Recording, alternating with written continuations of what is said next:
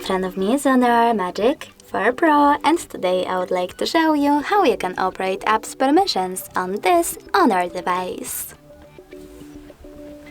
Begin with opening device's settings and scrolling down. After that, you need to choose apps and click on Permission Manager.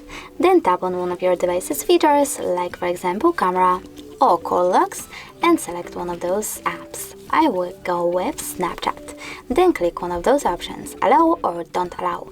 I will go with the first one, so when I go back, as you can see, Snapchat just gained access to my call logs. But you can always go back, pick any feature and select an app that you are interested in, like calendar. From here, click on See All Current Apps Permissions instead and manage all of them only for this app from here.